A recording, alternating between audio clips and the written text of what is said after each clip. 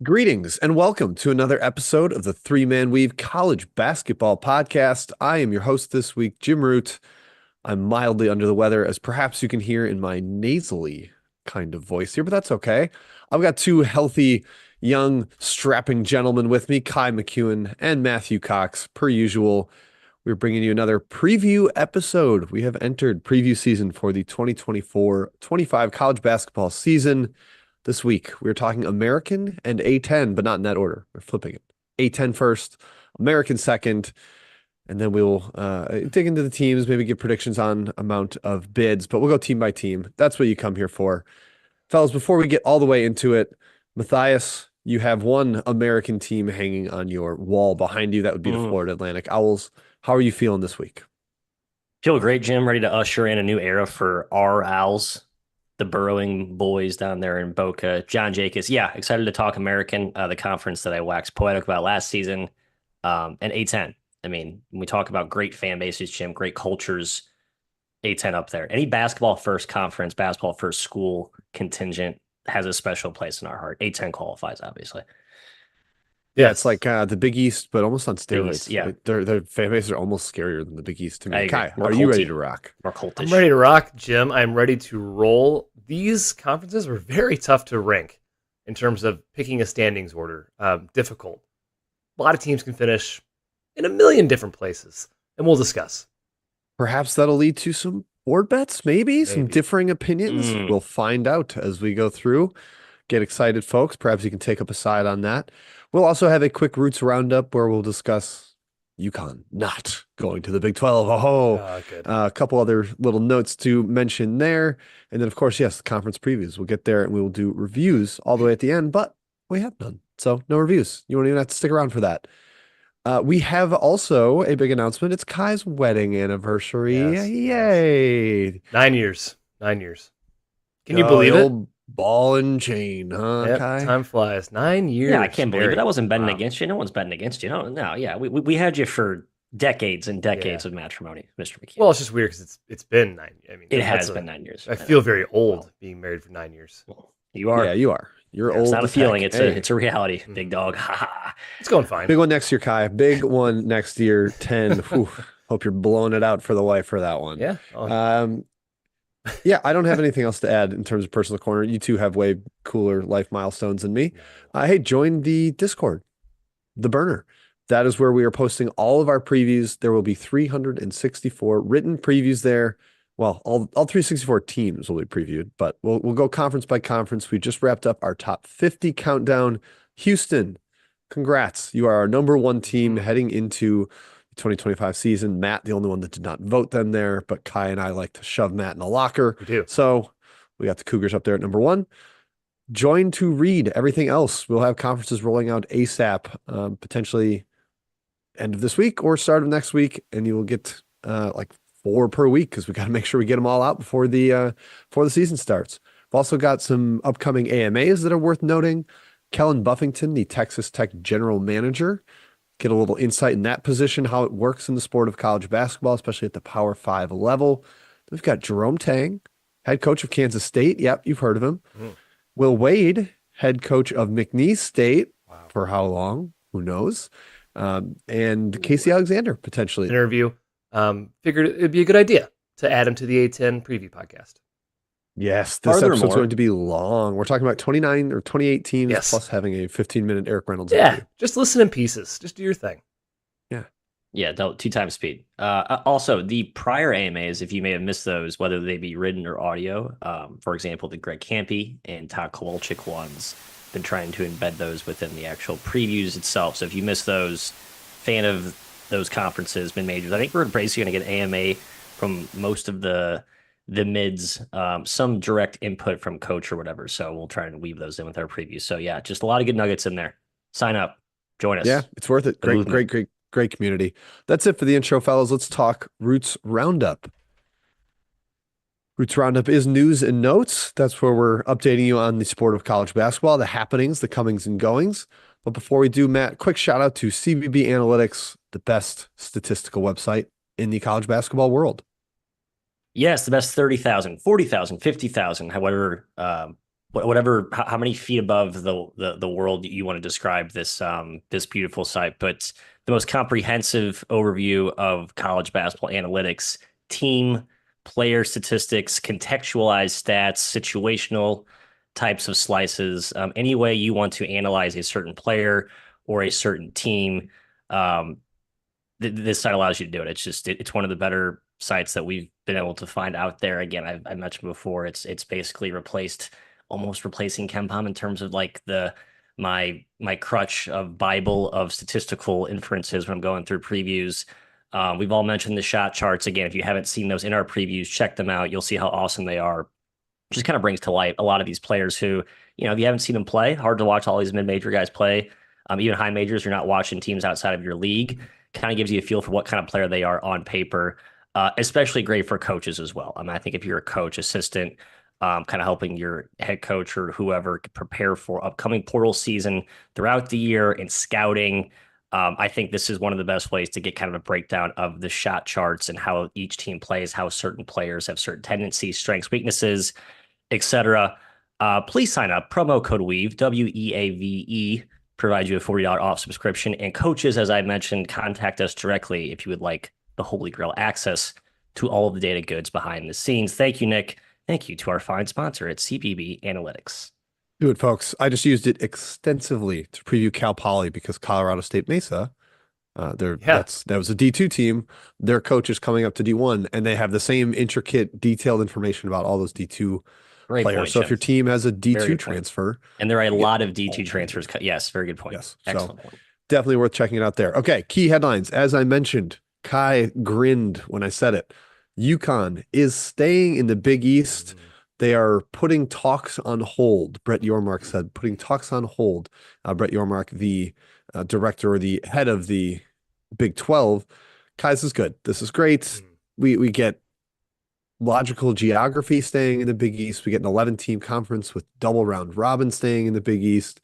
The Big 12 just did not need another team. And hey, we just like when football doesn't get to fully dictate things. Yes, Jim, we needed UConn to stay in the Big East because of tradition. It's a Big East team, and I want the really, really, really good teams in college basketball, good programs, kind of spread out a little bit across conferences. We don't need every single great program in the Big 12. It's stacked already. Big East is great, and let's keep it great. Keep UConn there. So love it. Love the decision so far. I hate that UConn did win a championship the first year in the American. That's the Kevin Ollie year. I'd like to be able to say you can't win a championship unless you're in the Big East, right. But unfortunately that title breaks like every single algorithm known to man. That's a real bummer. But hey, we also have life for Pac-12 after dark. Boise State, San Diego State, Colorado State, and Fresno State reported overnight. We're recording this Thursday morning, overnight Wednesday into Thursday, that those 4 Mountain West schools are going to join Washington State and Oregon State in the Pac-12 in 2026. They still need 2 more schools to be officially recognized as an FBS conference. They would need to get up to 8. I would imagine UNLV, Nevada, Utah State, etc. could be in the mix here. But Matthew, I have to think Bill Walton smiled this morning when he saw this. Melts my heart, Jim. I actually was smiling on behalf of Washington State and Oregon State. I hope they are like the quasi czars of this conference. I think they deserve some added power of decision making or whatever comes with being a part of a conference. I don't know. I love that they're being resurrected, I suppose, upholding the Pac-12 tradition, staying true. And the newcomers make sense, Kai. It's like the first realignment thing that's like, okay, yeah, Mountain West. I like the Mountain West, but like if that kind of just absolves into the Pac-12, then like I'm fine with that. A huge power move. Wow. Just the 2 Pac-12 teams taking the Mountain West teams when most people thought it'd be the reverse, right? It makes sense for the 2 teams to join the Mountain West.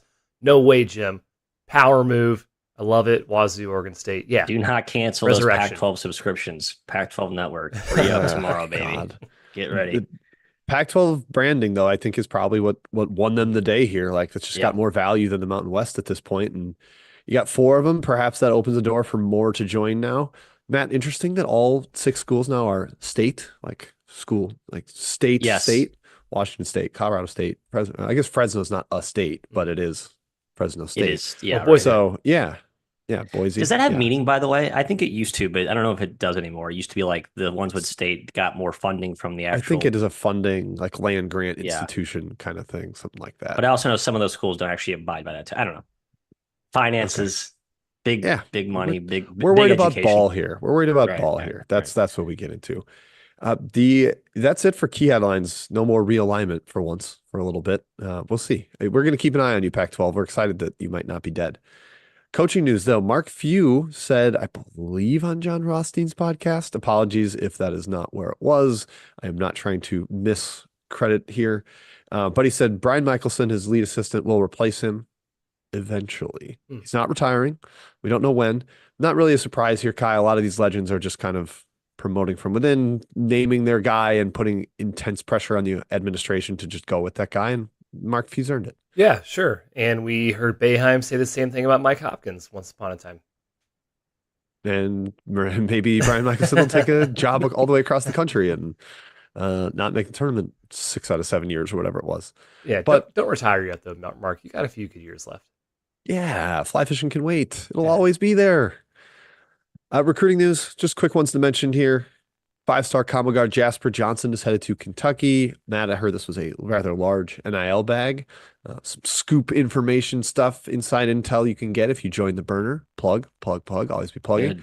A lot of inside intel you can get there. We also had early info on a couple of these other commits. So if you want to get the scoop before it actually happens, you can find out about four-star power forward Matt Galul headed to LSU. He's from, I believe, Philly. So an interesting connection there for Matt McMahon, pulling somebody from that Philly Catholic League, one of the best high school leagues in the entire country. Shooting guard Ryan Crotty headed to Oklahoma State. Well done, Steve Lutz. He's from Charlottesville, Virginia. Crotty is. But I did not see Virginia in one of his offers. So this must have been Tony Bennett was not interested. Hates Also, there Tony was Bennett ball. Hates it. Well, Matt, there was a quote from a recruit saying that I went to practice and I saw they're going to play fast and shoot threes now. And none of the three of us are buying that, are we, Kai? No, Jim, that would shock me. That would absolutely floor me. I will believe it when I see it with the Virginia Cavaliers. Small forward Amari Allen headed to Alabama, and power forward Marcus Jackson to Maryland. Those guys are fringe just outside the top 100 per the 24/7 consensus. Congratulations to those schools. Keep recruiting. Keep grinding on the trail. We respect it. Other random news and notes. There's a mini scare with the Players Era Festival, boys, and I feel like until they actually tip off the games, I'm going to be skeptical of this event. But the website for the Players Era Festival, the 8-team invitational, I'll call it, out in Las Vegas. They're not playing an actual bracketed field, but each team is playing 3 games. The website fully went down.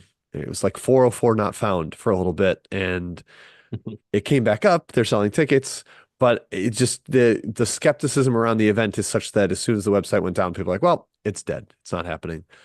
Matt, I'm excited for it because it's going to be good hoop action, but it stinks that it's not a tournament field where teams can get eliminated.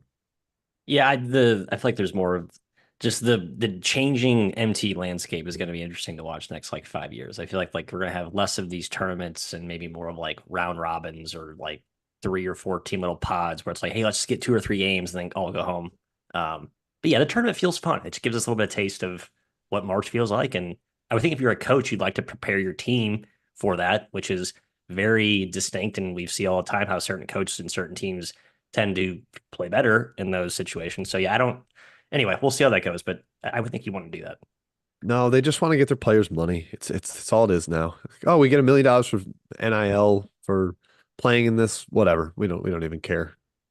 Unfortunately, that is the almighty dollar ruling our sport. Again, we hate it. But that's it. That is it for Roots Roundup. That means we're going to get into the teams. We're going to talk American and A-10, starting with the Atlantic 10 because it was slightly better in Ken Palm's rankings last year. And fellas, I posed to you the question, which league is going to be better this year? Matthew, you wrote the American. You've judged the A-10 for this podcast. What do you think? It's the A-10 as the American flag Ding, ding, ding, banner ding, ding. waiver. Yeah, it pains me to say, Jim, but yeah, A-10's better. They're both really good though. And yeah, we'll get to some themes here, but yeah, I think the A10's a slight tick better. I did like a little numerical average rating and kind of tried to break it down at the A10, just a hair above the American.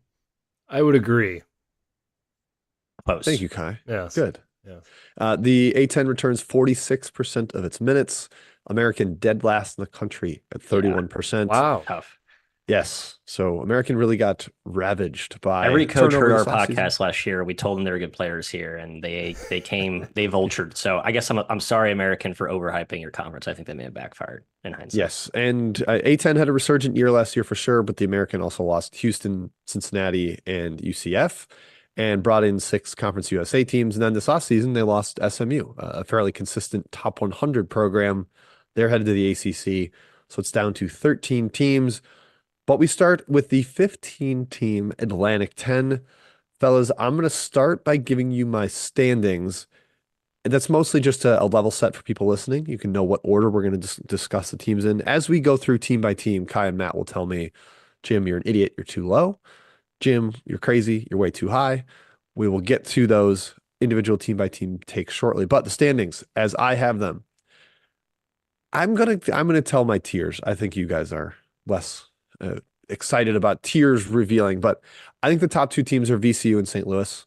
That's where I land. I love Josh Schertz coming in at SLU, and VCU's got so much back. Next tier, and these teams could theoretically get up to tier 1. Loyola Chicago, Dayton, George Mason, and St. Joe's.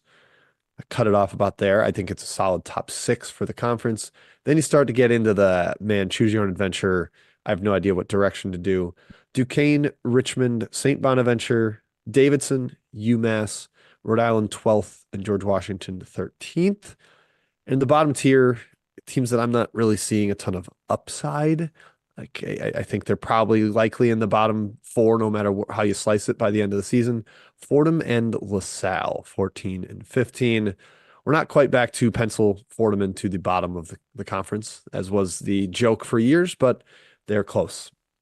All right, fellas, let's start off with VCU, and then you can tell me if you think it's crazy to have them first or not. The good here, the guards are fantastic. Max Shulga is back after the flirtation and actual full-on commitment to Villanova. They've got Seb Jackson. They've got Joe Bamisil. They still have Ryan Odom on the sideline, who's won everywhere he's gone. But they lost some athleticism defensively. Lawal going to Virginia Tech, I think, hurts them. Defense maybe not quite as good as a result, and sometimes their guards can be a little chucky. Kai, what do you think of VCU and my placement of first?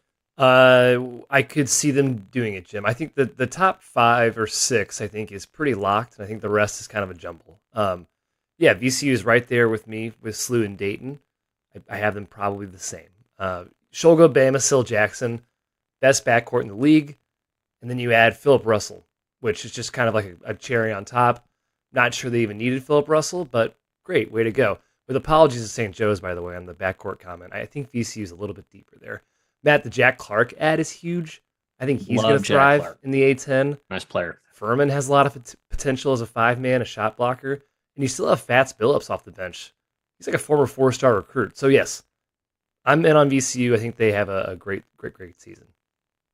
Yeah, VCU SLU. I got Loyola up there as well. I'm probably higher on the Blurs. And I guess I agreed with the Dayton, George Mason, St. Joe. You could maybe argue Mason and St. Joe have a lower floor, and maybe one of those the other 8 or 9 can jump up there. I like UMass, by the way. I'll get to UMass. UMass is my kind of dark horse here. Wow. But as far as VCU goes, I mean, this program has the best consistent track record in the league not named Dayton. And you could argue maybe it's as good as Dayton, depending on where you want to draw that timeline. You have a great coach, enough continuity here. I like the pieces that Odom added, right? Just kind of 2 targeted specific needs, kind of a change of pace burst guy and Russell Clark defender.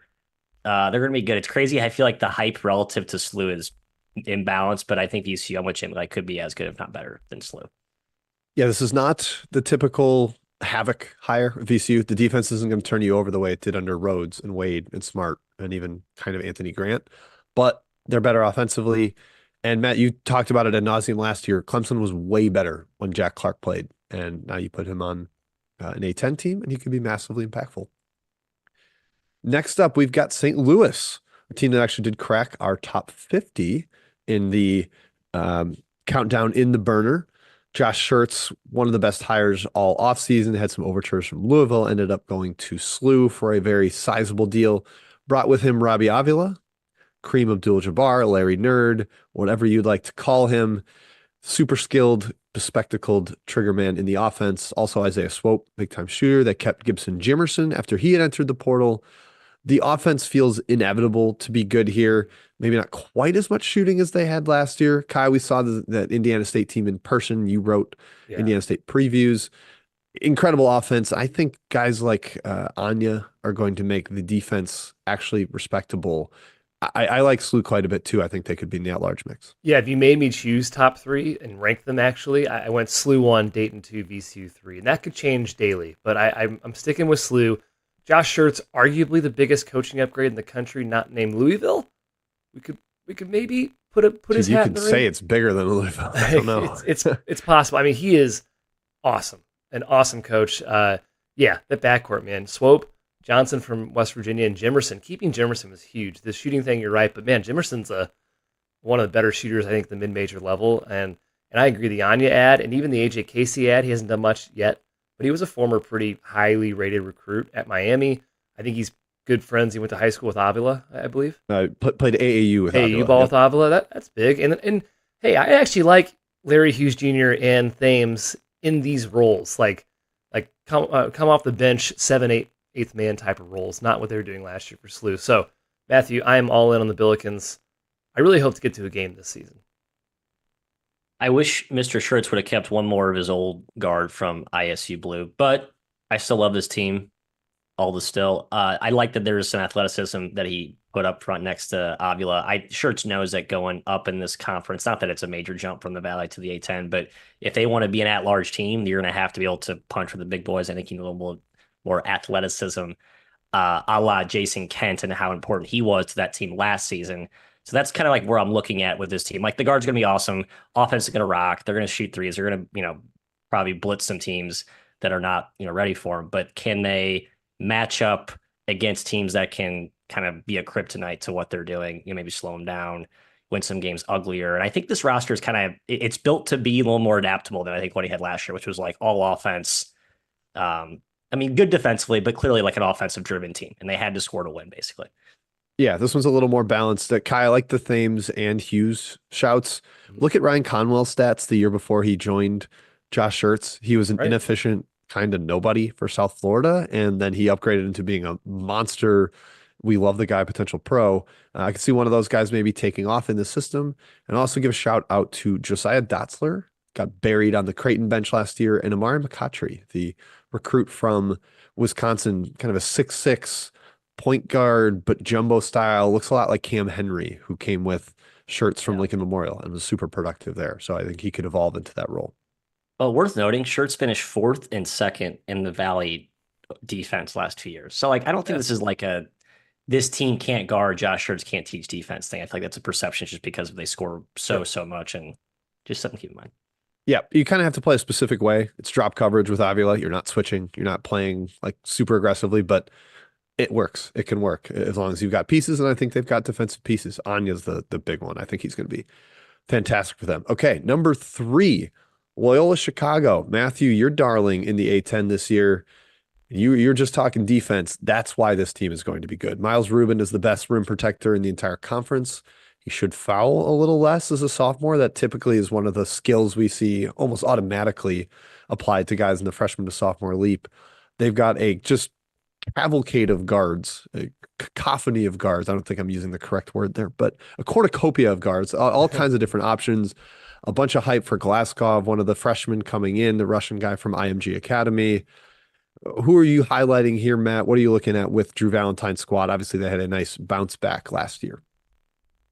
I almost wanted to pick them to win the league, Jim. I love this roster so much, but Justin Moore is their point guard, and A-10 fans know Justin Moore pretty well. I mean CAA fans. CAA fans. Yeah. Sorry. Thank you. Yes. So A-10 fans, you'll meet Justin Moore. Really talented player. Very erratic. Takes some highly questionable shots, along with Amari Williams. It was one of the more erratic mental teams, I'd say, I've watched on TV last season. So just be ready for some valleys with Moore. But like Loyola's been kind of with the offense they run and all the pieces they play with in depth, like they kind of have some weird inconsistency. I think it's just sort of the nature of maybe Valentine's system. I think he'd like to see some more stability. That's why I was like, Justin Moore is like not a stable sort of calming ball mover that I think this team would be better off with. But he does give you some upside, Kai, if he's just as good as his recruiting pedigree ends up being. But everything else is great. Depth, wing, up front, defense, check, check, check. Yeah, first of all, I'm really glad that Valentine turned it around last year. 4-14 to 15-3. There's several teams that did that last year, that flip-flop, either good or bad.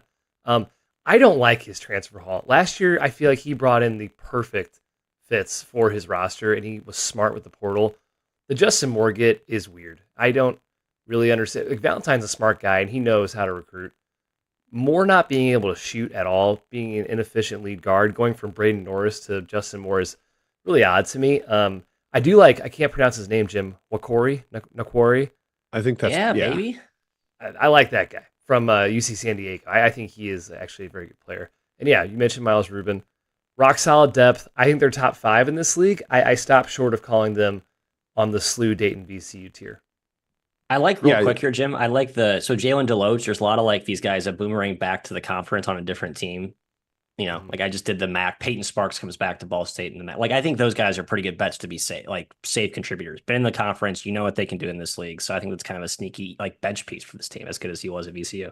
Yeah, he was a dominant shot blocker there. A nice little 1-2 punch with Rubin. Even if Rubin gets in foul trouble, you don't get to drop off there. I think Hunsu, who's at Washington State, is going to be a blanket defender. Like Kai said, Nwakori, fantastic shooter, has been on a winning team, really well coached.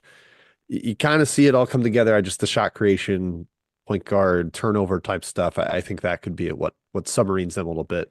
Valentine's teams have not been great in the turnover department for years. So I think that could be a question mark for them. Number 4, Dayton. I know my man Kai would have the Dayton Flyers a little higher. This is another team we went on a road trip to see last year. The positives and negatives I have, like, they're all two sides of the same coin here. Like, I think you could look at Posh Alexander and Zed Key coming down a level could be absolutely dominant.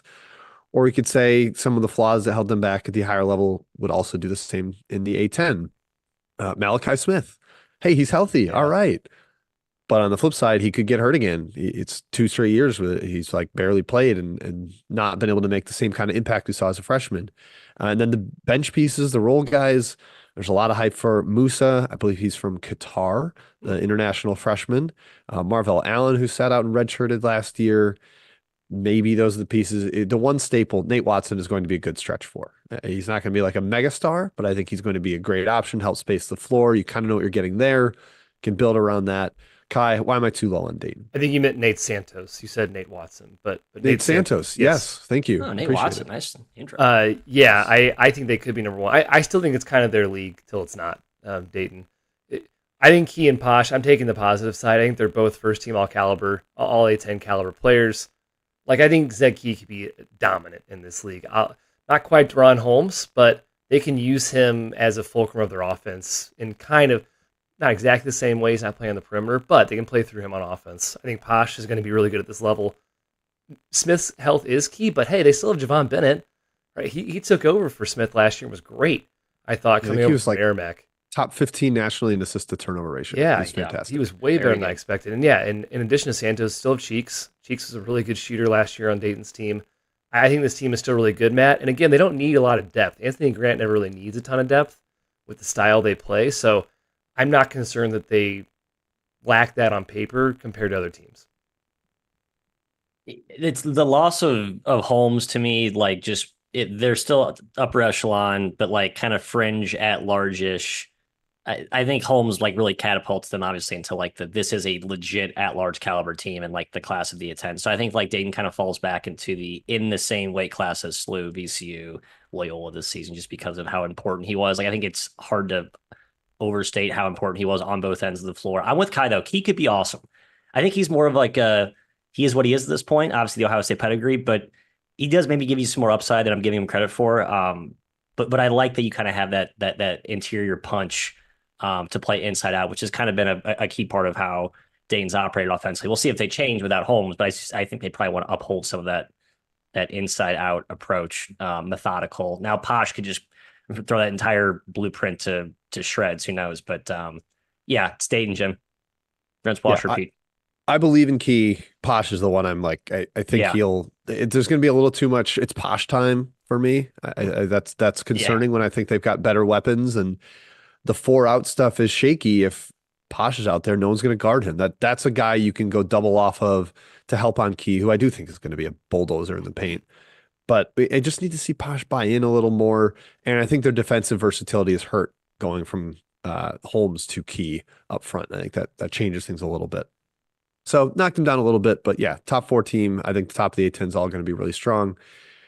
Next up in my standings here, maybe a surprise to some. I went George Mason over St. Joe's.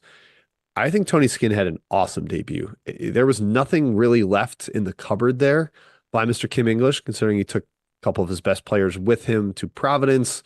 There were some graduations, and he still finished with a better ranking in KenPom than Kim English ever did. Top 100, finished with the same record in conferences. St. Joe's last year, basically even with St. Joe's in KenPom rank. I like the depth he's got. I think Jalen Haynes is going to be a bully in the paint after having to sit out last year. He's great at ETSU. I like some of the guards that they've got. Now, KD Johnson is the probable swing piece here. He could implode, but as mentioned in the Discord by a couple George Mason fans, there's a backup option at point guard. It's not KD Johnson or we are terrible. Like they've got other options. Jeremiah Quigley. I'm buying on Tony Skinn as a coach and George Mason as a team. I'm buying him too, Jim. I got him 5th as well, right over St. Joe's. Yeah. Tony Skinn impressed the heck out of me last year. Best KenPom finish since Larinaga in 2011 at Georgetown. I mean, they were really good. I think Katie Johnson could be also kind of like Posh Alexander, a star in this league. Yeah, that's fair. That's a really good comment. You point out, his flaws at Auburn. This dude was still really, really good. I mean, at his best, he is one of the best guards in this league. Maddox is a proven guard already in the system. I agree Haynes is great. I don't know much about Quigley. Iona is a great program. Obviously, Tobin Anderson's a great coach. I don't know much about him, but it's nice that they have a secondary ball handler outside of Johnson, like you mentioned. And Zach Anderson is a really good ad. He's a good player from Florida Gulf Coast. I know the Indiana fans might know him, but he's versatile. He can play multiple positions, kind of be a plug-and-play piece for them. I like this team a lot. I like Skinn a lot. I don't know if I love the roster as much. It's clearly a top 6 at roster. I think it's worthy of putting it in this upper echelon. But it's funny. Posh Alexander, Dayton, Katie Johnson, George Mason, two sort of high feast or famine, all or nothing type of guards. We'll see how they stabilize their play, because I do think they both have the potential to have huge impacts, and certainly huge impacts in key games throughout the year. But I love the Maddox, Newton, Haynes kind of core there as sort of the wing front line. Defensively, very impressed with what I saw last season. Like, I think if you're like turned off by maybe some of the transfers offensively, which, I'm kind of nitpicking at Quigley and Johnson, you got to know this team will defend. And I think it's a pretty good bedrock of a foundation that, not just the numbers, but the eye test. Like, watching this team play defense last year, they got up Indy a little bit. They also played they were very adaptable. And they really were just positionally sound. And I'm like, this is going to be like a rinse, wash, repeat top 5 defensive team in this conference as long as Skinn's there. They do one of my favorite things, Matt. They press to slow you down. Yes, exactly. They ruin your possession by just sucking the life out of it. Yep. I think that's one of the smarter things a coach can do to just raise your floor defensively, is shorten the shot clock by just soft pressure. And Skinn did that a ton last year. And yeah, Kai, thank you for mentioning my guy Maddox. I loved Darius Maddox last year. I still love him this year coming in. He was super efficient, shot over 40% from 3 on solid volume. And I think he could see even more shots this year as long as KD Johnson decides to pass the ball a couple times. So yeah, big in on George Mason. Now the surprise that they're ahead of is St. Joe's. The Hawks finished right around even with George Mason last year. They've got 2 dominant guards in Eric Reynolds. Listen in to the end of this episode for an interview with Mr. Reynolds. Xavier Brown, rising sophomore. Rasir Fleming is one of the most versatile pieces in the entire country. Inside out on offense, can guard like 2 through 5 on defense, maybe 1 through 5. He's a great, great player. I'm just not sold on ceiling Billy Lang. We were at 6 years now. He's not finished above 500 in the conference. Matthew, am I over indexing on that? Is this roster too good to fail? I think we kind of said the same thing last season with the roster being too good to fail. However, I think they like the loss of Christ, our Lord and Savior, Esendoko. Christ. I think that's addition by subtraction. I think some St. Joe's fans Oh, would agree with me. wow. Yeah, I'm fun, with you. talented player. Got in the way last year. I watched that team a couple times. He got in the way. Like, let the guards do their thing. He was really like all over the place defensively, as good as his like shot blocking numbers were. I like the Simpson and Ajoga ad. Like those just solid role players, just like kind of adulty type guys that this team needs. It's older, it's talented. I think this team's better than last year for sure. The question is how much better? How much better? And I think there's a little more upside than Jim you're giving it credit for, but there's a little bit of downside with Mr. Billy pushing the buttons. Um, so yeah, I mean, closing out late games is a huge issue for this team last season. Like playing down to competition, big issue for this team last season. So consistency, and they need some of that this year. Yeah, I kind of wrote, I don't think they can be better, frankly. I mean, if they go 9-9 last year in the A-10 with that roster, I don't really know what to say. They were top 100 in KenPom. They were better than 9-9, what that suggests. First time since 2016, and Lang has really taken the program from where he started up to now has been a huge rise, and he's had a ton of talent. Brown and Reynolds, I mentioned VCU's backcourt. Brown and Reynolds might be the best 1-2 punch in the league in terms of just like focusing on two players. Yeah, they really I agree do with have, crazy upside. Eric Reynolds it might be top 5 frontrunner player of the year type of player in this league. And yeah, I like the Simpson ad. That replaces the Len Greer / Winborn departures. I agree with Matt. Adjabor coming in for Esendoko is a good switch. And then Fleming playing the 5, Jim, you're right. They're very fun when he plays the 5 because he can kind of play on the perimeter. It's the roster versus coach disparity again for me.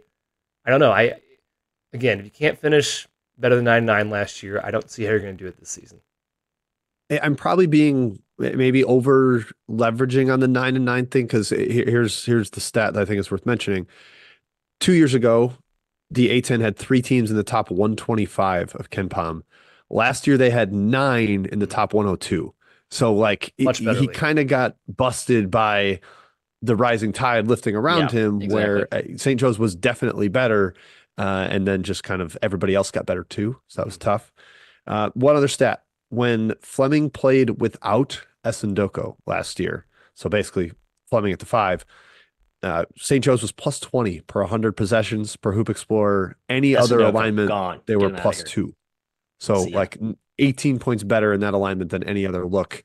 I think that's going to be their best lineup going forward. I think they know it now, and they're almost forced to play it. The other name to keep an eye on is Haskins, the redshirt freshman. People are talking him up big time. One more hot take here. I think Xavier Brown is like a 1B to Reynolds' 1A as opposed to like a 1-2. I think Brown is like that good and was underratedly awesome last season. I've heard people say this. No, Eric Reynolds is by far the best player on this team. I know. By far. I understand the hype for Brown. Come on, guys. I love Brown. Eric Reynolds is going to lead the school as the all-time leading scorer over Jameer Nelson. I mean, Reynolds is better, but I think there's not like this. I think my point is the gap between them is smaller because I think Brown is even better than most people realize. It's more of a Brown take than a Reynolds take. Huge ceiling on Brown. Huge ceiling. He's not there Watch yet. the entire A-10 tournament and have any positive Brown takeaways. He was horrific at Madison Square Garden. I know he wasn't horrific all year, but those 3 games, big stage, Eric Reynolds carried Brown's carcass across the finish line in those games.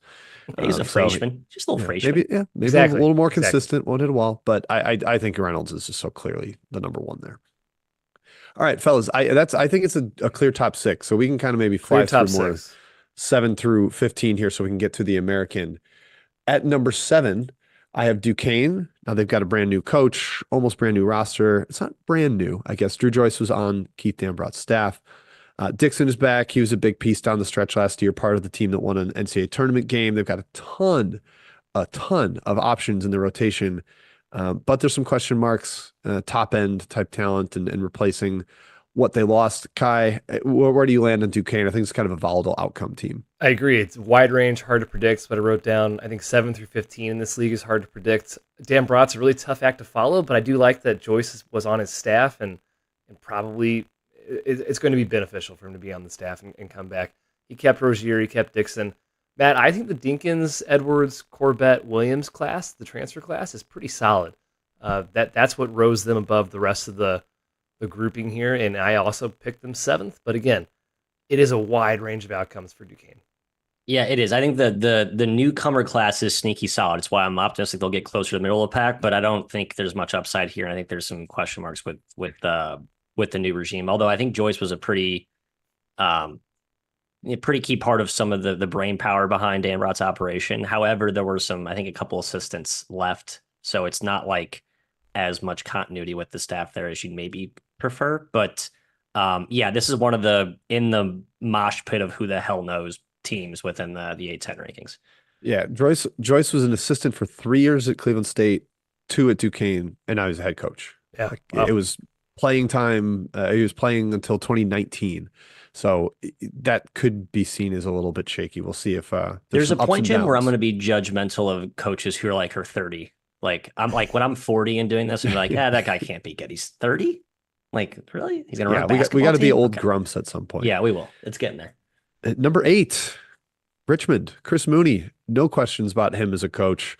Incredible job to win the A-10 Fire regular Mooney. season What an last year. take. I mean, last year I mentioned there were 9 teams in the top 102 of KenPom, and this was the team that won it. The Itsy Bitsy Spiders raised all the way up. Mooney does a great job with his system. He's got a couple ball handlers back. The transfer class fits his style. Bigs that can pass, wings that are versatile offensively and defensively. But there's not a ton of experience, especially in that system, Matthias, and I think that's a big part of it. Still worried about the defense. So that takes Richmond down towards the middle to me. Yeah, I agree. But man, I'm going to keep him pretty close to top of middle because I just think Mooney's always just, okay, you can doubt me at your own peril type thing. And last year he did it with defense. And he said repeatedly, it's like, yeah, we just got some guys that can straight up defend. And so they kind of like retooled somehow out of their defensive schemes to bring that forth. I mean, Delani Hunt, I think he's a lot better than people give him credit for. Like first team all A-10, perhaps maybe this year. That's probably a reach, too much talent. But he's really good. Call BS on that so hard. Okay, he's an all conference guard. I think. You don't think that's too far? There's a lot of good players in this league. I know the league's good. Okay, this team's really good. Do not discount them. I promise you, they will overachieve their expectation. Because people are going to look at who walked out the door and whatever. But this is a good team. Right. And if you look at the roster, I did at first. I was like, oh, like bottom 5. No, I think they stay pretty much in the middle, like 7 through 9. Probably where I have this team. Mooney, Jim mentioned the dean of A-10 coaches. He is the longest tenured coach in this conference. The B. Artist White edition is very intriguing to me. He won't be healthy. I just know it. Well, or is he one of those guys that's like, I mean, he played for Western Michigan. Who cares? Like, him being healthy didn't mean anything. At this school, they're actually good. all over again. Boopy wasn't healthy, and then he was. And good point. Good comp. He's a potential game breaker if everything breaks right. Agreed. My question is, Neil Quinn was so important to this team. We know Richmond's style, like Princeton-esque style. They don't have a passing big of his caliber on this roster. And Jim mentioned, and Mooney disputes this, it does take time to get good in this system, especially if we don't have an experienced big like that. Yeah, I think there's a chance Walls could get there, having played in the system. And I think that was the idea with Beagle, bringing that he's shown a little bit of passing. But yeah, it's not quite the same level. Quinn was like, all right, we know he's going to be 30% assist rate, top 30 in the country. That's really tough to replace. There just aren't that many centers that can do that. Next up, number 9, St. Bonaventure. Mark Schmidt's still in charge. They still have the home court advantage of Olean, and I think there's some solid pieces that fit together reasonably well. But it's a thin roster. Not that matters for Mark Schmidt, who doesn't really like playing his bench very much. And just the overall talent level has me a little concerned here. Kai, I love Lajai Jones, the monster JUCO player they brought in from the national champion Barton College. But there's some quibbles you could have with the rest of the roster for sure. Yeah, if I'm going to kind of pick at Billy Lang, I'm going to pick at Schmidt for going 9-9 in this league, despite being the most experienced team in the country last season. Most experienced team, I know. And 31 in men's continuity, yeah. Yeah, and a coach that I think many think is the best coach in this league. I don't know, man. You lose everyone from last year. It's weird to see Schmidt with a new roster. We've seen him turn over his roster before, and it has not been good. I think it's a down year for the Bonnies. I actually put him 10th. I probably could put him lower, but I kept him up because of Mark Schmidt. The transfer class doesn't intrigue me. Maybe the JUCO guy coming in, like Jim said, is a factor. Top 10 JUCO guy, I think. But it's a down year. He was the best player for the national champion. Yeah, great player, probably. Yeah, a down year, though, Matt, for the Bonnies overall, for me. No, they're just like Richmond for me. Like I know the roster is weak, but they're going to be right in the middle of the pack. And I think last season, while it looks like disappointment-ish, still 20 wins, still 9-9. And again, as Jim was mentioning, like it's tough to contextualize performance for these teams last year because of how much the league as a whole rose. Bonnie's kind of a victim of that, just poor timing to make their move. But I like Chance Moore, Jackson You, Edwards. I mean, those are nice players. I'm Matt, in. you don't think there's a world where this is like 2023 where they Exactly. finish 201st I in Ken agree. Palm? Okay, Yes, exactly. fine. That's what I'm. Okay. I Exactly. just think that roster was so unproven. Like grasping for This straws. I one's think pretty this roster unproven. has got more. This one's This like roster's got Melvin more Council, girth. and that's it. Melvin Council was on a Wagner team that went under 500 in the Tournament NAC. team, Jim. Tournament Yeah, team, well, Melvin Council. He is very talented, I but yeah, yes. I think Jackson Moore, Jones, and Edwards, those three will be like legit starters, and the depth and balance under Schmidt will be fine. Again, continuity, we'll see if that comes again. Well, by bites them early, but by conference play, I think they're close to 500. A couple games below, maybe. Davidson, best defense since the Steph Curry teams in Davidson. Matt McKillop really figured things out on that end. Sean Logan, massive shot blocker, could be the best shot blocker in school history by the time he's done. Bailey started to figure things out as the focal point offensively. I think Durkin and Blums will be quality shooters alongside Kuchera, but it's an offense built on shooting that couldn't shoot. Kai, I don't like that, and they're going to need a massive resurgence in that department. Yeah, as much as I like Matt as a person, Matt McKillop, he's not his dad right now. He's not really done a whole lot. He hasn't had great rosters. I have him kind of middle of the pack as well. That D2 guy, Laput, I think he needs to be good for this team to kind of realize he is, you but think yeah. he's good? Okay. Yeah. Well, that would help. I do love the Bailey-Logan front court duo. Third year for both of them. I think they have a ton of potential. Yeah, Sean Logan, he probably is the best shot blocker in school history. So it's a solid team, Matt. I think it's slightly better than last year. I think there's a ceiling on how far they can go, though. I agree. Maybe Laput is the ceiling raiser. This team just lost so many damn games last year, like down the stretch. They just had no experience in the backcourt. They were just overwhelmed by pressure. They couldn't close out games, and it got to the point where it psychologically wore on this team. You could just see it with McKillop and the player. I think just to reset next season, new ball handler at the head of the key, along with that really strong defense in the back end. I actually have Davidson and UMass as the two from this tier that I'm most looking at that could finish sixth, that could crack the top six if there is a usurper. So I like I'm not a Matty McKillop guy, but I do like the roster. I kind of like the roster.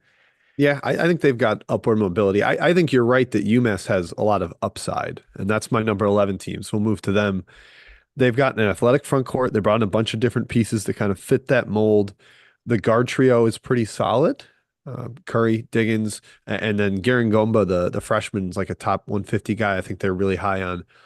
But Matt, the numbers last year without Cross and Cohen were horrible. Those guys carried the team completely. I know they have an offseason to prepare without them, but there is no one anywhere near replacing them. I have no idea how they get easy buckets. The front court can't score. I think there's some downside risk here. Very, very wide range of outcomes. I agree. I guess I'm a little bit higher on some of those, unlike Rivera, for example, from Brian. I think he's pretty good. The guards I actually kind of like, and I still love Frank Martin. But you're right. I mean, I know those guys were super important. This team was very, they were erratic last season too, but I think also underrated overall. And maybe I'm just trying to placate to the UMass cult and not say bad things. But as I look at the roster again, Jim, maybe I'm cooling on my upside take. I'm processing this now. Yeah, maybe it's not as much there as I thought. I don't really understand your upside take. I think UMass is clearly down from last year. Again, Martin got them back in the top 100. First time since 2014. Great year last year. Surprised everybody. I like Diggins still. Somehow he still has eligibility. I kind of like the backcourt. Without Cross and without Cohen, that's a huge, huge drop off in my opinion.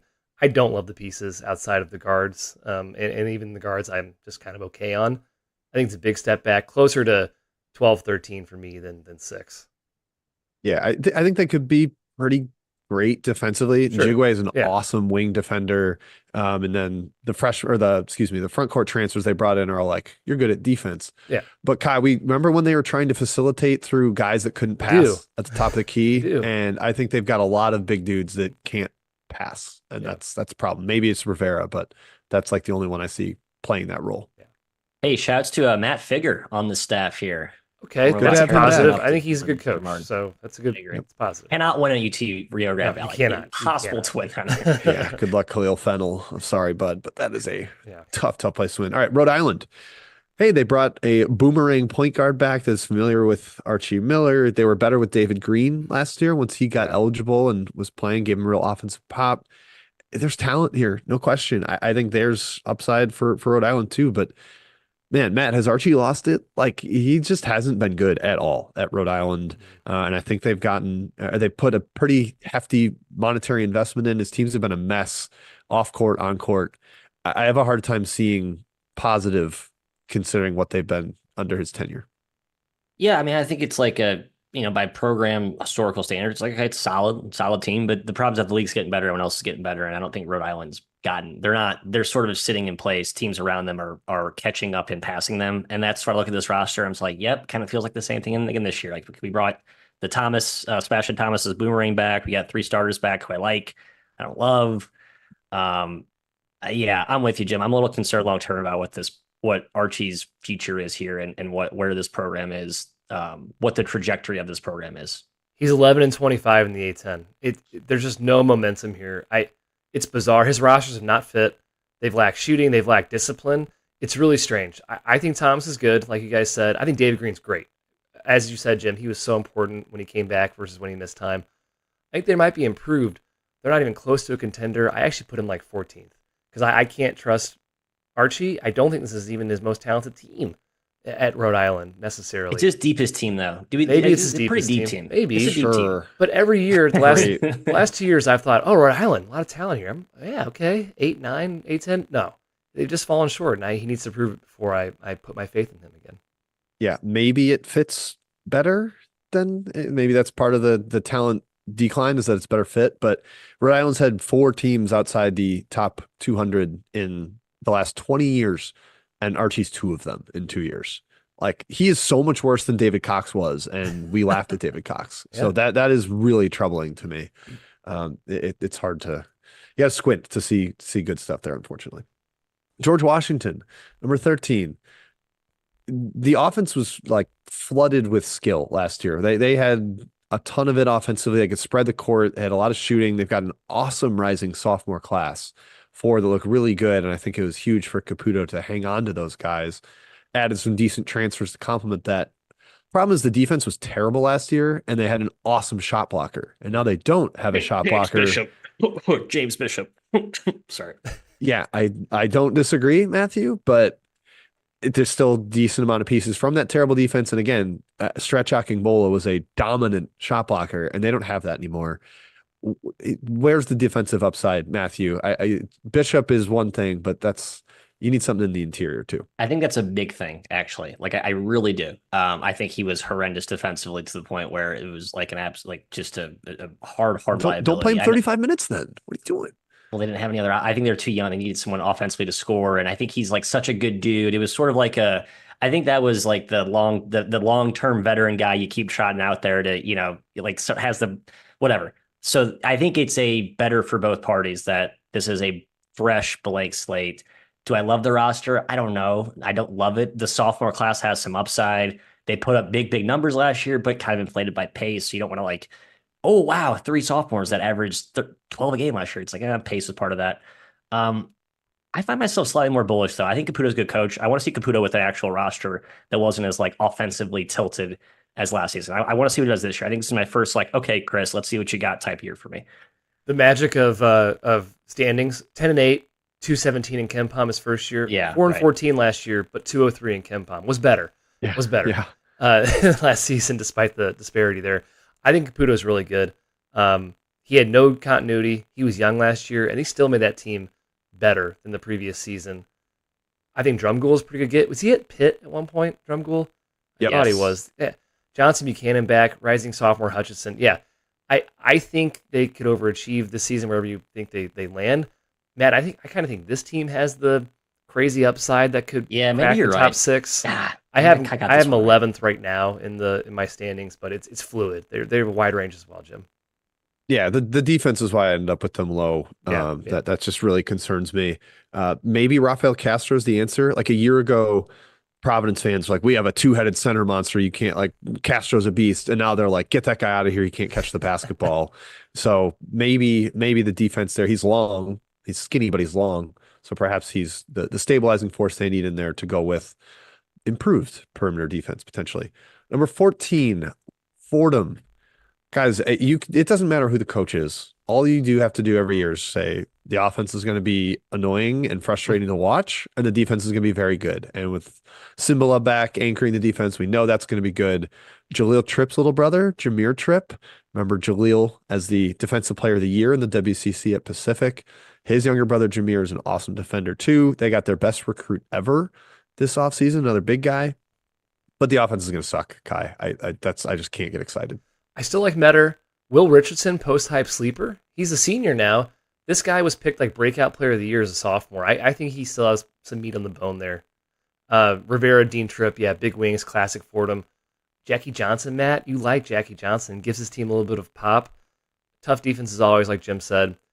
I put him at 12th. I think they finish above the tail end of the conference, and their defense keeps them afloat. But kind of a same old with Fordham. I was kind of confused. So Ergo said in the offseason, he's like, I think this team this year has elite chemistry. He's like, he's then said, I don't know if we had that last year. Despite returning a lot of depth. but they return a lot of the same pieces. Like there's actually So pretty who'd they continuity lose? here. So it was kind of, I didn't know where to land on that. I like Metter. I don't know if Metter is like I don't know if he's a winning player. I don't know if he's like makes everyone around him better. He's just kind of like a fun piece you have to throw in there and work around his dynamic ability, sort of like with Bishop. It sort of can kind of work against you. But I think Ergo turns it back to 2 years ago, Jim, where they were really, really feisty. I'm not saying they shoot the moon, but I think they're going to catch some people off guard this year because they were sort of down and not as consistent, really inconsistent, I'd say, last season, especially at home. They lost some really stupid home games. So, hey, Yeah. Rose Gym, Rose don't Hill. let that, like, Rose Hill, be behind your boys. Don't let that happen again this year. I think they'll be the exact same as last year.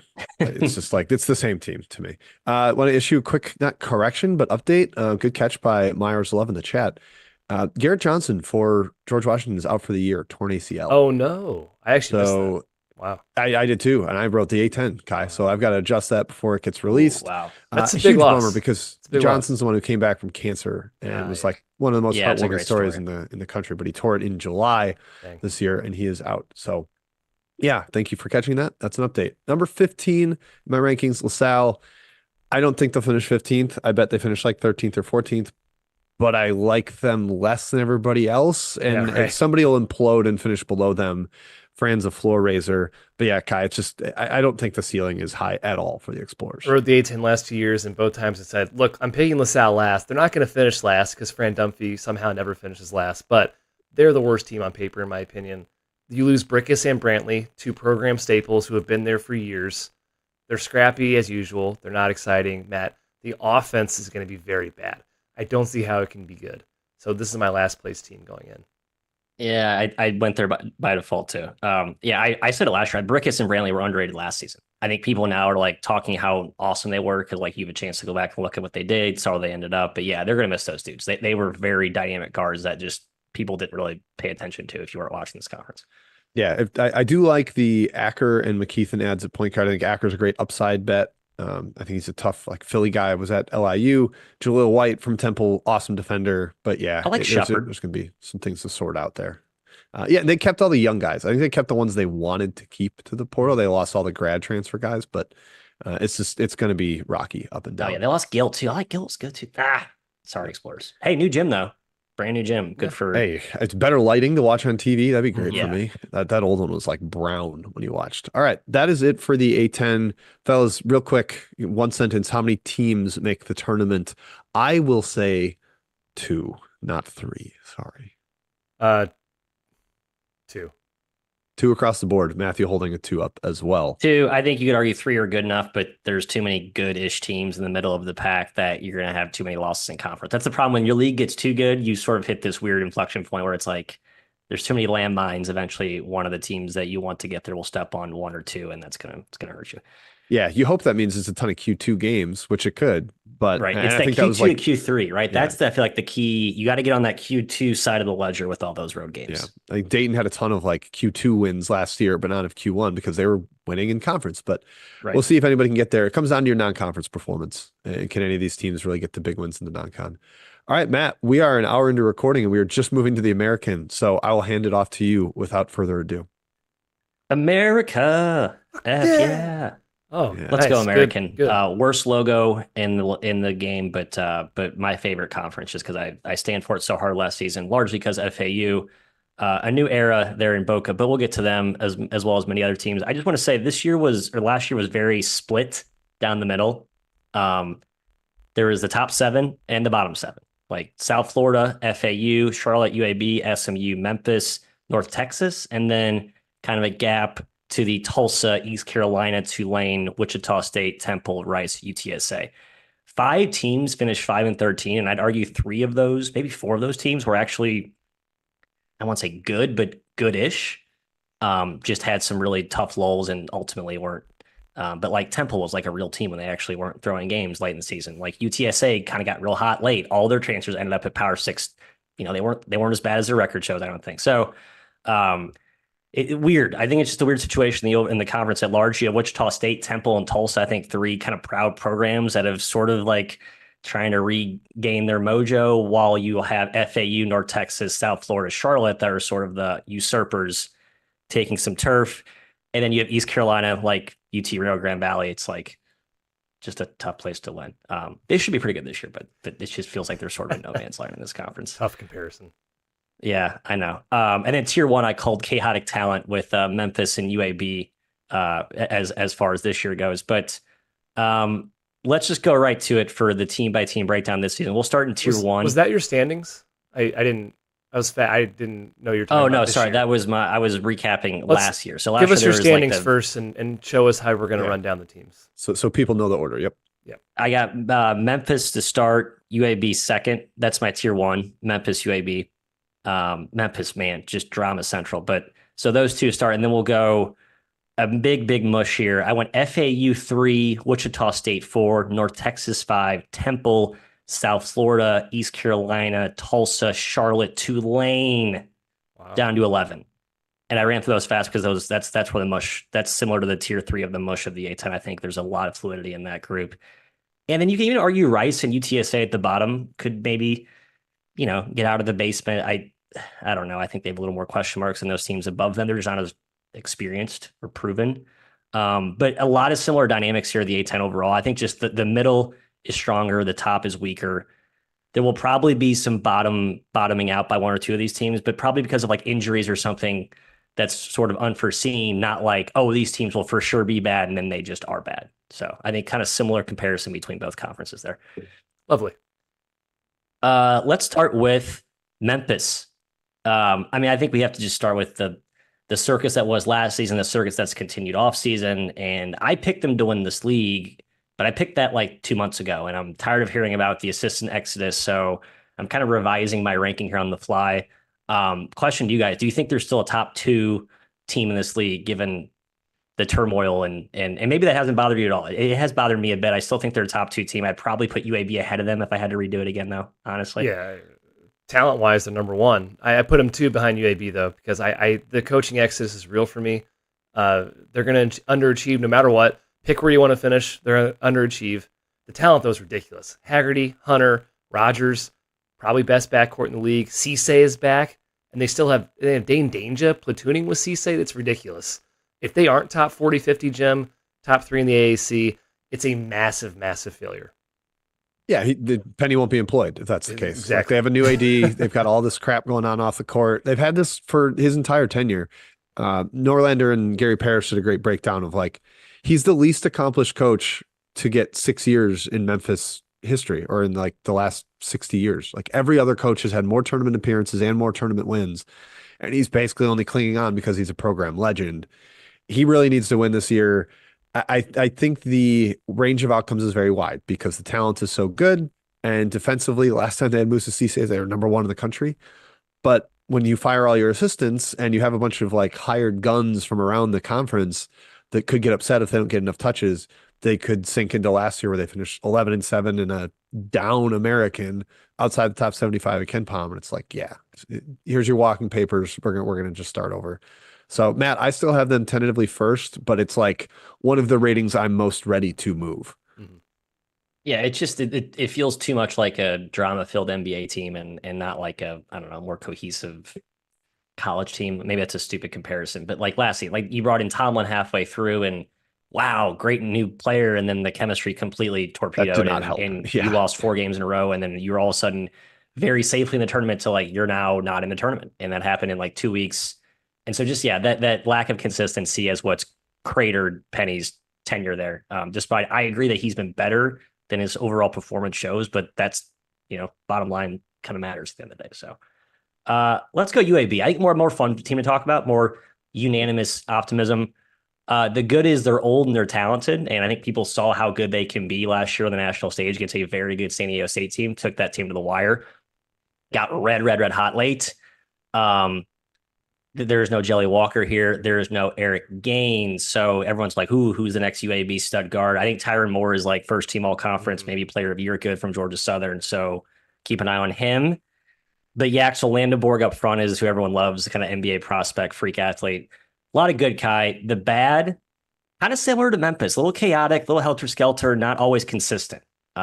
That's sort of my concern, but not nearly as volatile as Memphis, I think is my takeaway. I guarantee top 3 for me in this league. It's one of the staples in the league under Kennedy. They've been so good. Yeah, Lindenborg's a star. Vasquez and Johnson sound like one guy, but those guys returning is huge in the backcourt. And I agree, the Tyron Moore ad, the Greg Gordon ad, is very smart by Kennedy to replace Eric Gaines, the scoring they lost. Yeah, I'm picking them over Memphis because I trust this team more. They could be like top 50 good for their ceiling, Jim.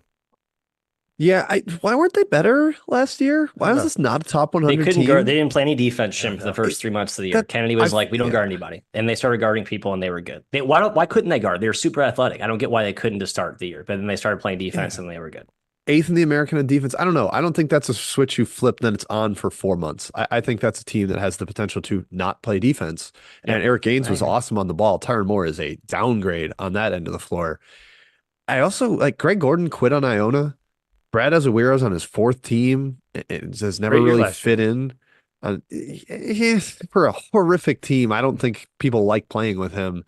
Those were odd ads to me, but floor's pretty high because of Kennedy, because of Lindenborg. I love smooth as butter Johnson. So I'm going to have them second too. And I don't have qualms with them being 1, but there's enough here with what happened last year and some question marks that I'm not like throwing them up to first and certain that they're top 2. I think they could finish 3rd or 4th and it wouldn't floor me completely. Your points about Gordon and there is some just risk in this roster. Like I said, I think the Memphis comparisons are apt here. Like there is some risk of fit and cohesion. You watch this team play. Like I watched them play Prairie View last year. That game they almost like lost. Like sometimes they look. There's some Memphis finger pointing. What the hell are we doing out here? Like just not. We need like a stabilizing, calming presence, and sometimes that doesn't exactly exist. But yeah, they're good. When I say Greg Gordon quit on Iona, he was their leading scorer, number 1 guy in the entire conference in usage. He just left the team mid-February, like 8 games to go. Great. Not great. Yeah. So that's what I mean. Okay. And now we move down into the tier 2 group, and let's start with FAU. And I'm sure I'm going to get all kinds of schlub for putting this team 3rd, but like to me, it's a more of a by default 3rd pick, not like I freaking love this team. I do like this team. Wait, are you saying you're going to get flack for picking them too high or too low? I think some people adore FAU. Okay. Yeah, I think I adore them-ish. But I think my number 3 pick here is more of like a by default, lots of close teams. Not like I think FAU is going to freaking set the world on fire again. The talent's really impressive, though, right? I mean, you look at Leland Walker, Kiki Tandy, Baba Miller. I mean, Baba Miller still could get NBA looks next season, and they're international dudes. I'm sick of Baba Miller. I think he might be nice. New changes. He's the reason I'm stuffy right now. I'm allergic to Baba Miller hype. If you played for Florida State the last 2 years, I give you a mulligan. I give you a chance to reassert yourself. And they have really good international talent. And of course, my guy Trace Carroll stayed around from the FAU, old guard, really smart staff. Jacobs from the Scott Drew tree. Everything Scott Drew assistant coaches generally touches turns to gold. I like him at third. It's a lot of new. Maybe it's a really volatile struggle to start, but I think it's going to be pretty good. Yeah, I don't mind him Go ahead, third, Jim. Matthew. I think the upside's solid. Jacobs is supposedly the offensive mastermind or one of them at Baylor. So I think that's going to be the end of the floor you look for. And they've got three guards that can kind of handle it, shoot it, create for themselves, and others with that Walker, Tandy, Evans combo. Pretty high on that. I've seen Baylor have lethal backcourts, and I think that group could be it too. I'm scared on the defensive end. I'm not certain that Vokiettis or Vokatitis, the Lithuanian, is going to be like the anchor that they need. Again, Baba Miller is kind of all looks good for 5 minutes and then isn't good for 15, and that concerns me. This isn't that far of a step down in competition that I think his talent overwhelms. I don't want players from Louisville. Sorry, Caleb Glenn. I'm just not interested in that. So Kai, yeah, I think the upside for three is there, and maybe even two. Heck, maybe even one if you get some of the UAB Memphis implosion stuff that we were talking about. But I have them fourth, and just a little nervous on defense. Yeah, I chose them fifth, but I think Wichita, North Texas, FAU are on their own tier above the rest of the league. I think Interesting. I think those three teams are the candidates for number three. This team is so talented. Yeah, Walker was awesome at EKU. Tandy was legit at Jacksonville State and a former top recruit, a very big recruit at Xavier. He's good. Yeah, Evans was awesome in the SWAC. They have a ton of firepower. I'm a believer in Jacobs because Scott Drew tree. I mean, my gosh, you saw what Tang has done so far.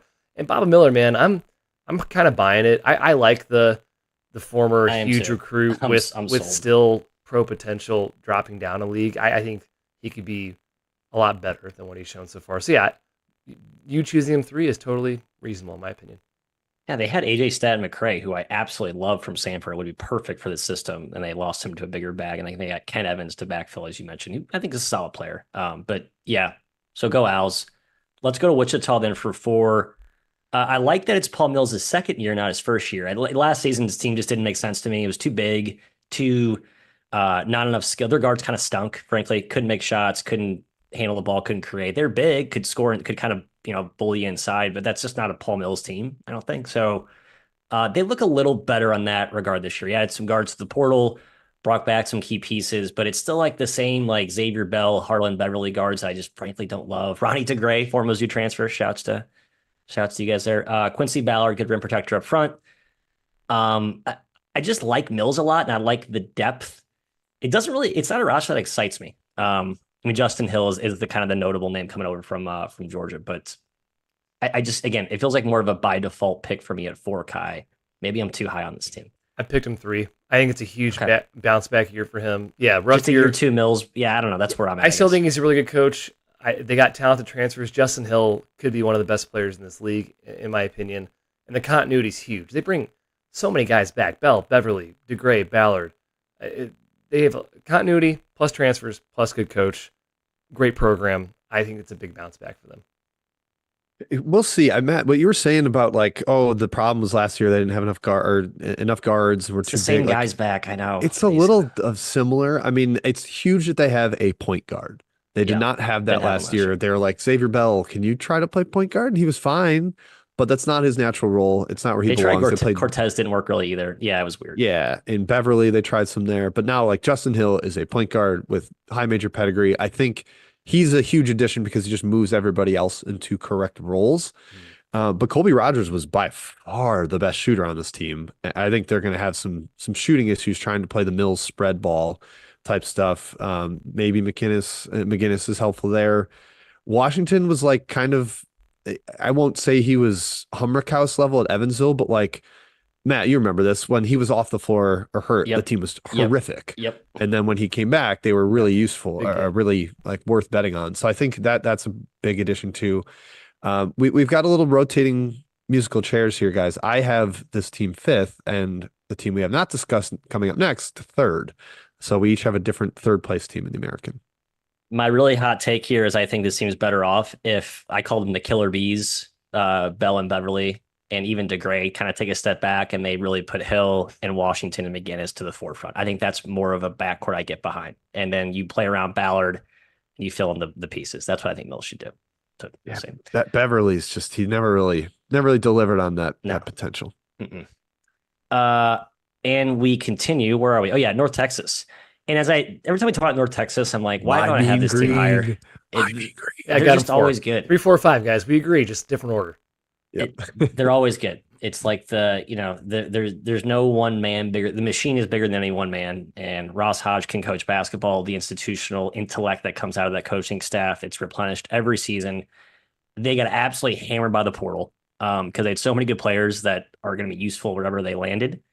I like that they kept Walker and Sissoko, at least some continuity there. The transfer fill-ins were solid, very defensive oriented as you'd expect from a North Texas team. But yeah, I mean, this team's been like, double every year, top 100, top 100. Like I think it's probably going to be close to top 100 again this season, even though this roster is a lot of new and probably has more question marks than the last few. I'm just not going to bet against Ross Hodge and what I've seen from this program. So that's where I'm at with this team. Yeah, I want to board bet you. So good. I'll board bet you top 100. I'll board bet you top 90. You think higher? No, I'm with you. I think over that. I would think let's see where Bart Torvik has him real quick. Because you kind of sounded like you're not sure if they're going to be top 100. That's why I'm offering. No, I think the roster made me question it, but I'm like, no, just trust it. Just trust it. I like the roster a lot. So you love the roster, Jim. Okay. I think it makes a ton of sense. You have a big-bodied point guard next to a smaller scoring guard in right. Like that is a backcourt that makes sense to me.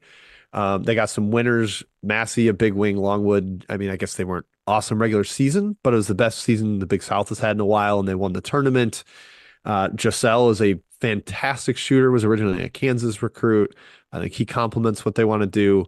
Walker's a great defender that they brought back. You mentioned Sissoko, super mobile big. Lorient fits that bill too. Great defender. Yep. I'm not a huge Grant Newell guy. Sorry, Cal. But I like a lot of what they have. The coaching staff is fantastic. So number 3 team for me, and I wish we could formulate a board bet, but I guess we all like them enough. Yeah, Hodge barely skipped a beat when McCaslin left, which is just impressive. The defense is a guarantee to be good. System team. The shooting's down. I know they brought in Jocelyn and Wright, who aren't bad, but they lost some really good shooters across the board, and I think it's down. The offense is down, but the defense is going to be good enough to keep them at a relatively high floor. And we'll see how like Jasper Floyd does in this level, how Aiton Wright does at this level. Even Jocelyn, he didn't actually play Kansas. He played at SFA. Yep. There's some question marks. I trust Hodge, though, top 5 team. I did do a little breakdown in my preview about how this team has had a, CJ Edwards last year, a blank Tyler Perry the year before that. So like they don't really have like a whole let's go get us one type guy this season. I think Wright could maybe be that guy, but Wright's more of a system scorer, not like a one-on-one hero ball scorer. So we'll see. Yeah, they like 4 straight years they had like a star JUCO guard. Guard that hit too, right? Yeah. Like big time, and then he was as advertised, which is hard to do. Let's go to Temple at 6. Weird team this season, right? Weird team last year. Like it was weird this year. Yeah. Like whether they were throwing games or not, like they had a lot of injuries. Their rotation was never really set. They looked good late though. They did. They looked like a real team. And I think Adam Fisher, we forget, comes from Micah Shrewsbury. Micah Shrewsbury obviously can coach basketball, so we have to give him some benefit there. Kylan Greer, your boy. Jamal Mashburn, your boy. How about that for a backcourt? Is that too all-star teamy, or is that talented and going to be good construction? That's what I think the whole story with this team is. They have some good returning pieces. Settle's really underrated. Piccarelli can shoot it, sure. Yada, yada, yada. Some, I think, maybe upside off the bench with like Dezzoni and Barry, but like Greer and Mashburn. Like, do we like that as part of the Dueling Dragons? Yeah, I mean, I wrote down, whoa, intriguing. Like, I picked them 6 too, and I was surprised. Like, wait, Temple? Are they back? Yeah. That combo is electric. Like, it could be, I'm sure we're going to get some inconsistency with those two, but man, why can't that work? Why can't that be similar to like a New Mexico backcourt when with Mashburn was with House? I'm not saying Greer is quite as good as that, but it's intriguing. You returned 5 guys with double-digit minutes last year, and they made the AAC title game last year. Matt's right. They improved a lot late last season. I'm fine picking them 6. I think they're much improved from last season, as long as they don't throw games anymore, Jim, or at least try to keep the scoring down in the first half. Yeah, I have them 6 as well. I think they added like floor raisers. Like it's just gonna be harder to be bad with some of the guys they got. And they dealt with some injuries last year to go with the really shaky off the court stuff, or I guess technically on court product stuff. The defense was better than I thought it would be last year, considering they were starting like a 6'5" bowling ball at center. Like Sam Hoffman was their center, 6'5", 280. Why is that guy playing D1 basketball? I just don't think he's a D1 player. I'm sorry. He was 6'5", 280, and he could shoot threes, but I mean, he shot 25% inside of the arc. It was a weird fit. Elijah Gray's a nice floor raiser there in the paint. Jameel Brown made some big shots for Penn State last year. I think going down a level for him makes sense. Yeah, I like Temple, Matt. I'm on board. 6th. Next, South Florida, another tough team to rank here. Awesome year last year, maybe the biggest portal victim of anyone in the AAC. But they bring back our guy Jaden Reed, stud sophomore point guard, Kobe Knox, Brandon Stroud, two sort of fringe starters, but I think they're more like the 6th, 7th man role, but I think can certainly be starters. And then Kason Jennings, another Kennesaw follower from the old Abdur Rahim days at Kennesaw. So basically 4 guys back that like played meaningful minutes last year. I know the narrative that this team got absolutely crushed by the portal, and they did because they lost some monster players.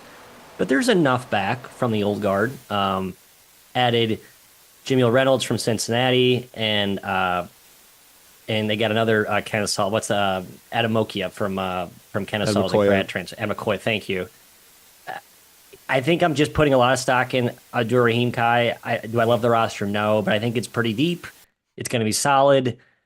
But yeah, I mean, just some tough losses. I mean, like Chris Youngblood and Kassan Pryor and Miguel, and yeah, tough. Yeah, I think Abdur Rahim's awesome.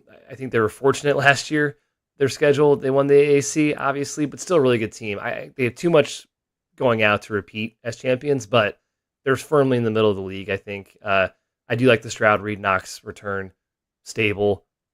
It's hard seeing this team being really, really bad, Jim. It's really hard to see this team being like elite. I agree. In the American again. Yep. Put them right in the middle. Last year they had the easiest American schedule, and they also had the #1 free throw defense and #1 3-point defense. It's regression. Yeah. They were so fortunate in so many ways last year. But I do think Abdur Rahim's a floor raiser. I love Jaden Reed. I think he has a monster season this year. And they added enough pieces that I'm okay with. I like Jimmy Williams, the JUCO guy. So yeah, Matt, I have them right where you do. Yeah, I wrote the other. Yeah, so I like 3.5 fringe starters returning is that. My key point was like this team is not as like decimated as I think it looks. It was, but there's still enough to go to war with. I think this year with the guys they brought in. Number 8, fittingly right in the middle of the mush, is East Carolina, the team I couldn't really peg in my my segmentation of this conference in the intro. Michael Schwartz, 3rd year, coach we like from Rick Barnes, defensive guru. He's had some talent. ECU's been, again, pillaged by the portal to some degree. This team was plucky last season. Guards are good. I love the guys they brought in. Jordan Riley, Temple. Love that dude. CJ Walker, head case, yes. Monster, freakish defender, definitely. And they got rid of the guy who I did like Ezra Azar. I thought he was a losing player up front. I kind of like this team. I just know East Carolina is just like, it does feel like this program that's just never quite, there is like the hardest, sturdiest ceiling of any ceiling in the league. And I think it's this program. I don't know why, Jim, but that's just sort of my gut intuition.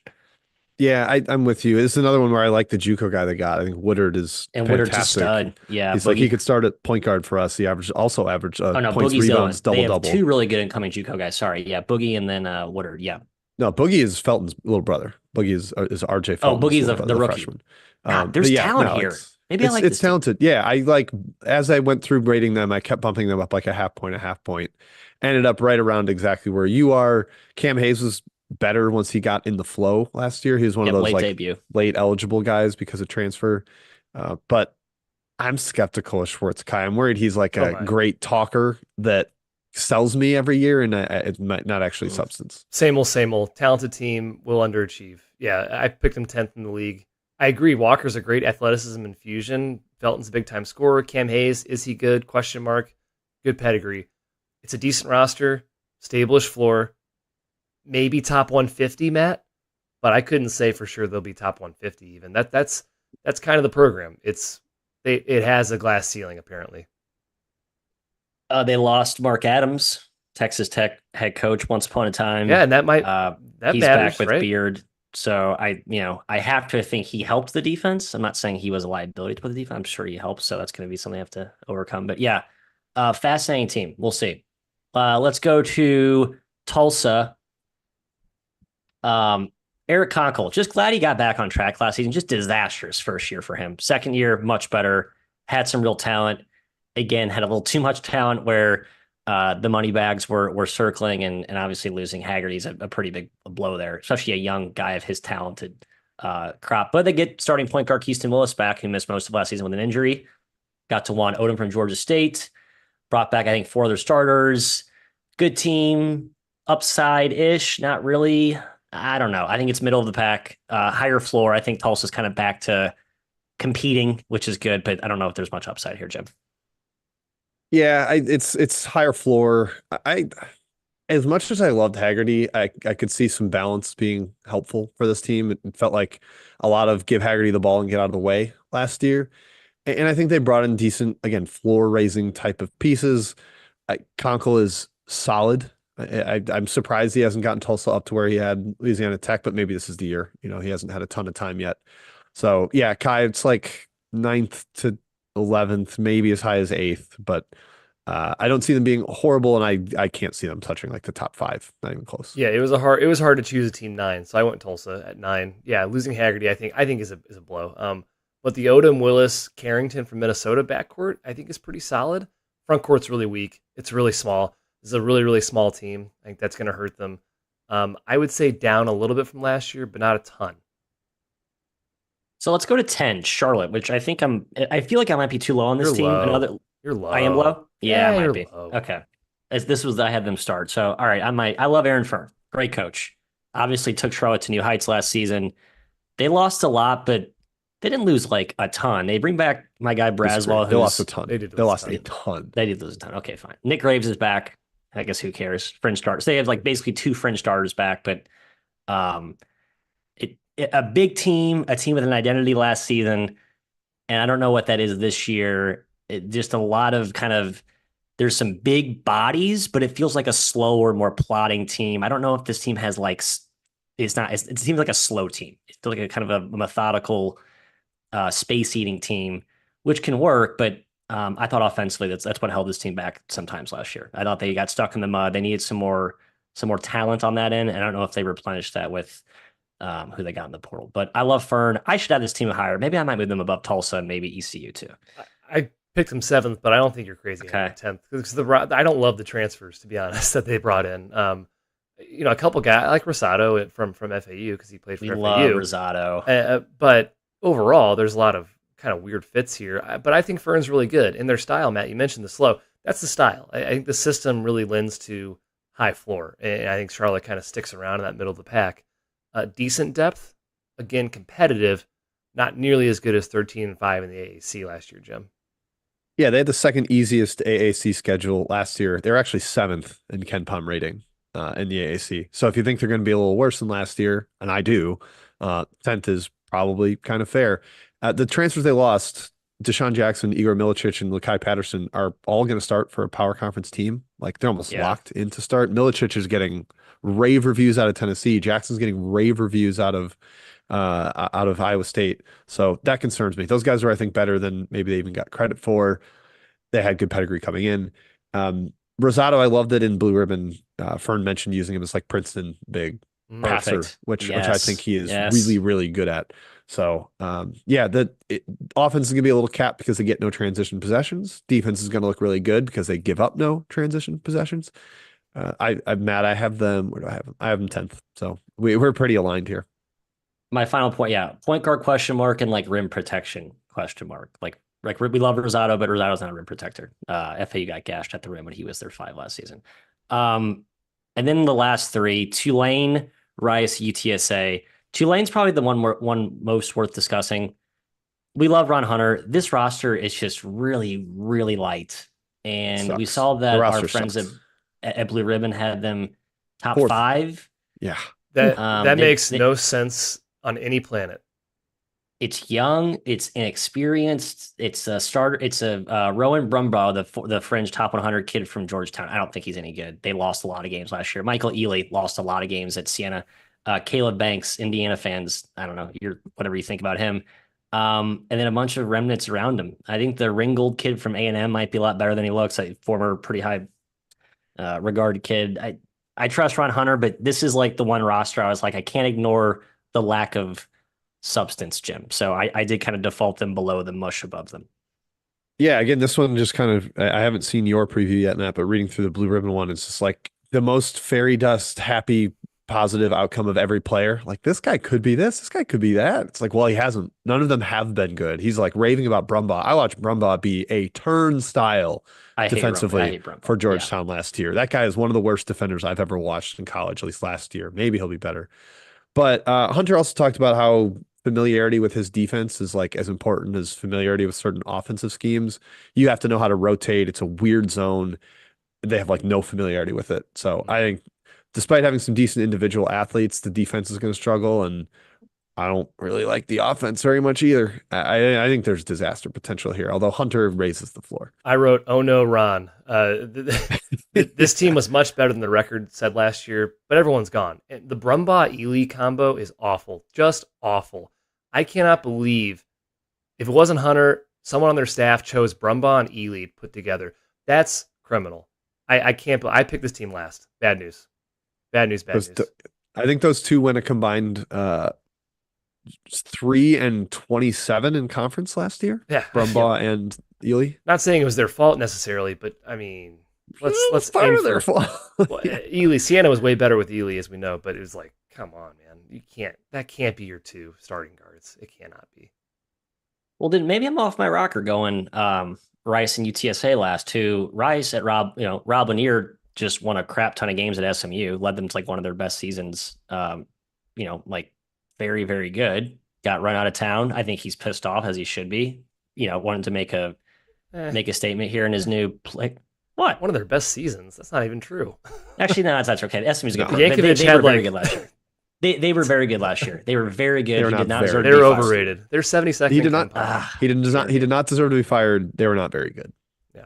Okay. Did he get fired? I mean, you run out of town. Yeah, right. It wasn't really a firing, I don't think. They won an Andy Enfield. He got shut down. Right. For sure. Right. Rice, UTSA, a ton of new. I mean, like a ton of new for both these teams. It's sort of a pick your poison of which transfer class you like better. I think we like both coaches. I like Austin Clonch more if I'm just choosing a coach generally. I think he's going to be up against it, though, in the AAC. Like the fact that Austin Clonch went from like the Southland to the AAC so quickly, and he's kind of trying to bring his talent crop up to snuff with the AAC, that kind of worries me. So I just think these two teams are kind of two peas in a pod. A lot of new. Which coach do you trust? Who comes together quicker? But I think both bottom four teams for sure. So if we're hitting both, yeah. Oh, sorry, Jim. Go ahead. Yeah, if we're hitting both, I don't think Lanier is very good. I don't think Scott Parra was good though, so it's an upgrade, I suppose. Upgrade for Rice. I think their transfer class is meh. Like they could finish last. I don't see them finishing better than 10th. Really, I love Clonch, but that team's a total mystery. UTSA. He's young. He's a transfer king. The Spears Joseph additions to me could be a blow up in your face type situation in the backcourt, but also he's dealt with some volatility at Nichols. I think he's pretty apt to handle that. It's a weaker roster compared to the others in the league, UTSA's, but I think they'll be better than last year, and they'll definitely get some haymaker punches in there and pull some upsets. So these teams are bottom three for sure. Pick your order, Jim. I don't want to pick an order because you know what? I'll pick my order based on Primo Spears is last. Stop fooling yourselves into him, coaches. That team is better if you take Primo Spears off it. Sub 40 from the field, sub 30 from 3-point line. He's been like 4-16 in league play every single year he's been in college.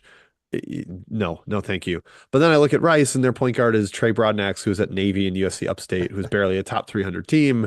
And Lanier's like waxing poetic about him, and that makes me pretty nervous. I think I generally kind of prefer UTSA's transfer class. If Monsanto has his head on straight, he could be like first team all conference. He could shoot from anywhere.